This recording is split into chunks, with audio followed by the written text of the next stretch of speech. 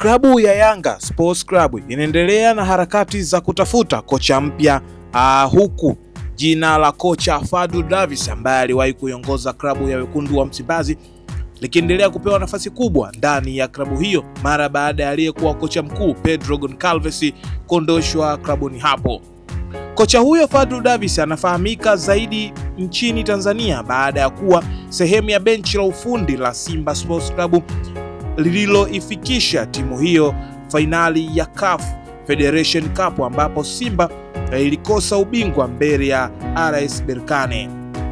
Fadlu Davis kwa sasa yupo ndani ya Raja Club Athletics ya nchini Morocco. Anatajwa kuwa mmoja wa makocha wenye uzoefu mkubwa wa mashindano ya Afrika na soka la ushindani wa juu.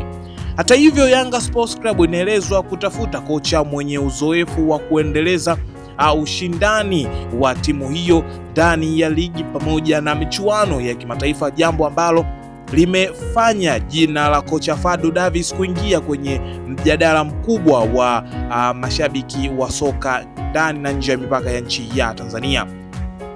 Lakini mpaka sasa hakuna taarifa rasmi kutoka Yanga kuhusu kukamilika kwa mazungumzo hayo, lakini tetesi za Fadlu kutua Jangwani zimeendelea kushika kasi hasa kwenye mitandao ya kijamii na ndani ya klabu ya Young Africans. Yapi ni maoni yako? Je, unahisi kocha Fadlu baada ya kutua ndani ya Young Africans mabadiliko yatakuwa zaidi ya alivyokuwa Wekundu wa Msimbazi Simba? Mimi sifahamu, lakini utaanza kuniachia jumbe wako kwenye comment, share, like pamoja na kusubscribe. Kutoka hapa sina la ziada, nikutakia siku njema, bye bye.